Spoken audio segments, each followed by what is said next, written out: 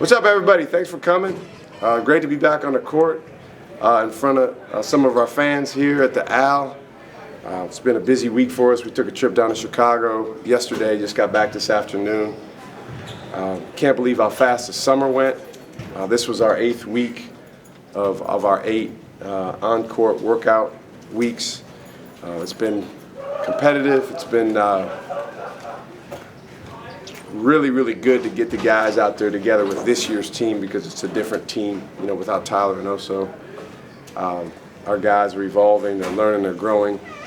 Relationships obviously is something that we emphasize 365 days a year, but very important in the summer to pour a lot into relationships on and off the court. 3 months away from the first game. Lots of learning and growing to do, but our guys have made a lot of progress. Chase probably had the highlight of the scrimmage there with that coast-to-coast dunk after like an injury-bitten season last year. How have you seen him kind of bounce back over the summer and the offseason? I thought he had a great season last year. I thought there were some things outside of his control with injuries that derailed some of the games or some of his momentum, but he was terrific. We don't win the Colorado game and go to the Sweet 16 without him. And every time he played well, we played well. And so he's been really motivated this summer. He's worked really hard in his shooting, his ball handling. And as you saw tonight, defensively, he can be a real monster out there for us. He's had a few of those dunks this week. We've done more playing this week than we've done in the first 7 weeks, and he's done that a few times. What type of program did strength and conditioning put him on to get those shoulders? Because it looks like he's been living in the weight room these last Well, I mean, he came in with a pretty good body, but Todd deserves a lot of credit too. And Chase just attacks whatever Todd throws in front of him. Chase is an awesome competitor in the weight room, the son of a big-time football player. So, he has that kind of body, he has that kind of background, and we need it because in the Big East there's a lot of physicality. How do you look at Cam's role, Shaka? And does he naturally become the leader of the team, or does that develop in this offseason over time? Well, we define leadership as making those around you better. So there doesn't just need to be one. Leadership is something that we've done by committee in the past. Obviously, Tyler and Oso played huge leadership roles, but we had other guys that stepped forward as leaders at different times last year, the year before. Cam definitely has got to be a big part of that. The first step of leadership is taking care of your own stuff and making sure that you come to practice and you come to games in the best place you can be to be effective. He's had his best summer yet of the 4 that he's been here. Most focused, most connected to his teammates, best leadership. But again, there's still 3 months until our first game. He's still got a lot of developing to do. Now instead of out there in actions with Oso, he's with Ben. Or on other nights he's with Caden, or he's with different guys on our team. And so spending more and more time with them is going to help him lead them. The freshmen kind of all showed flashes of what they can do. What'd you like about their kind of first public unveiling?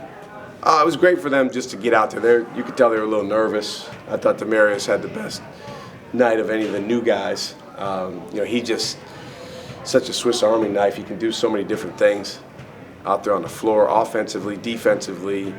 In 8 weeks, he's already gained trust and confidence of his teammates and his coaches to put the ball in his hands so he can make decisions. He's been a good passer, learning to be ready to shoot the ball, and he shot the ball better this week than he has earlier in the summer. And he's such an athlete with great length and a great body, so a lot to like there. We see Sean walking around.